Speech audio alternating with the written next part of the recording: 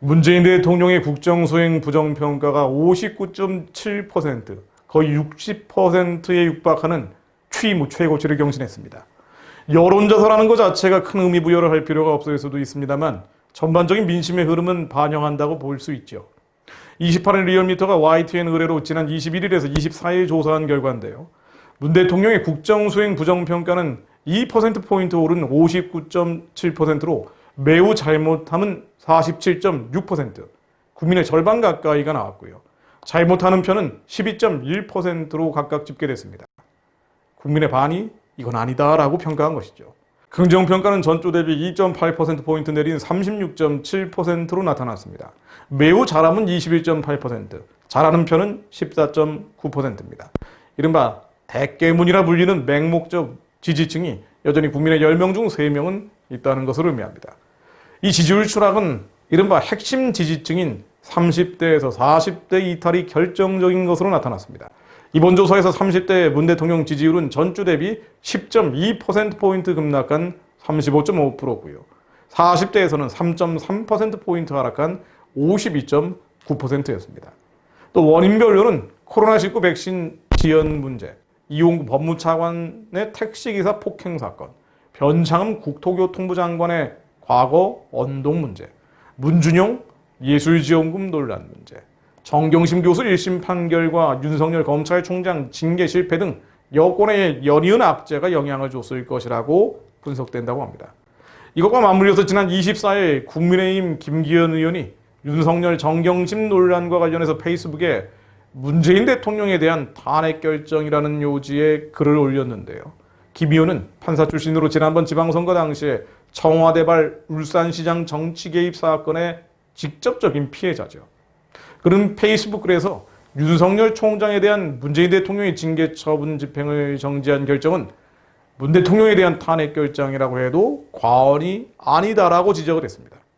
그는 이제는 대통령이 더 이상 비겁하게 커튼 뒤에 숨어서 법무장관이나 징계위원회에 책임을 떠넘길 수 없을 것이라면서, 왜냐하면 집행정지 결정에 주문에 명시된 것처럼 징계 처분자는 대통령이고 그 대통령의 처분이 불법 부당한 징계라는 내용의 판결이기 때문이라고 덧붙였습니다.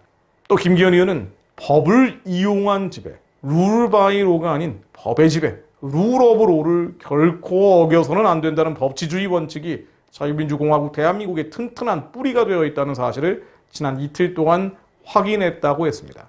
즉, 법을 이용한 지배, 룰 바이 로는 권력자가 법을 이용해서 국민을 지배하는 인치, 봉건시대의 논리죠.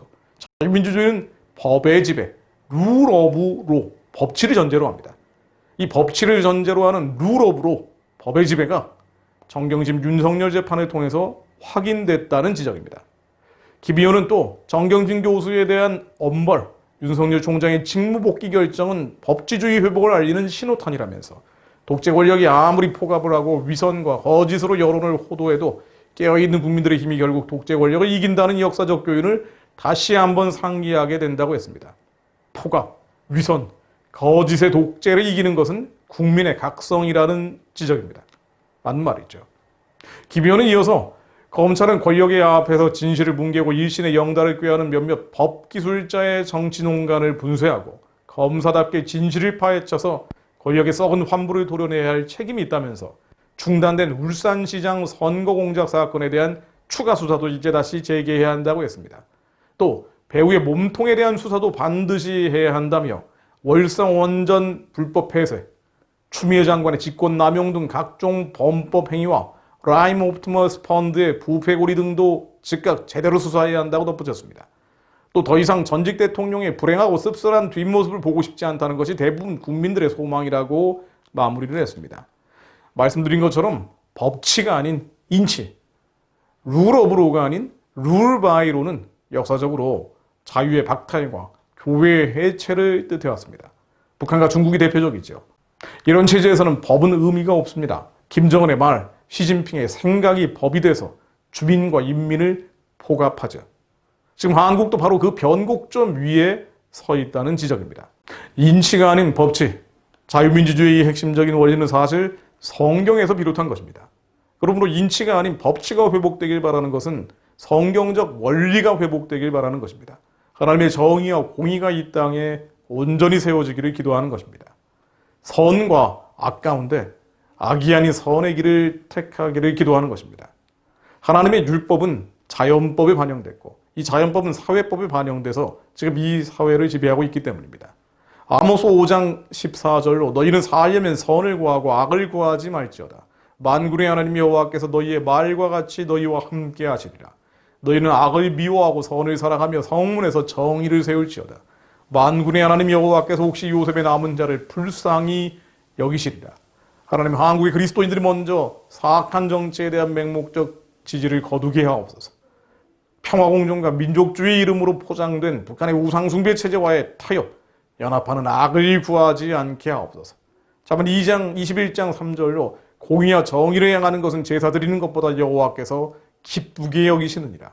저희들이 오직 정의를 물같이 공의를 마르지 않는 강같이 흐르게 할 수 있도록 회개와 자복과 통회의 영을 내려주옵소서. 한국교회에 저희들에게 회개의 불을, 통회의 불을 내려주옵소서. 인치가 아닌 법치로 이 사회가 회복되게 하시고 하나님의 율법이 반영된 자연법, 또 자연법이 반영된 사회법, 이 사회에 하나님의 온전한 정의와 공의의 법들이 회복되게 하옵소서. 그것을 위해 회개의 불을 저희들에게 내려주옵소서. 한국교회에 내려주옵소서.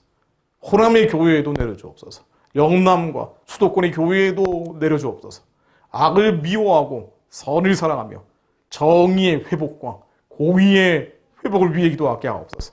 하나님에 대적하는 모든 원수의 진들이 예수 그리스도 이름으로 깨어질 수 있도록 부르짖게 하시고 저 어둠과 흑암의 사단의 진들이 예수 그리스도 이름 아래 낮아지게 하옵소서.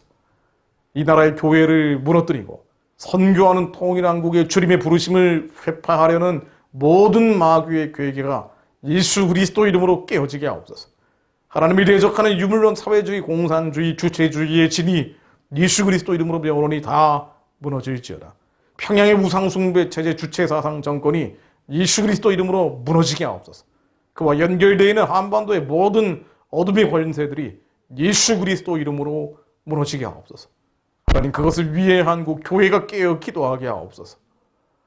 공의와 정의가 이 땅에 회복되게 하시고 정의를 물같이 공의를 마르지 않는 강같이 저희들이 흐르게 하는 자들이 되게 하옵소서.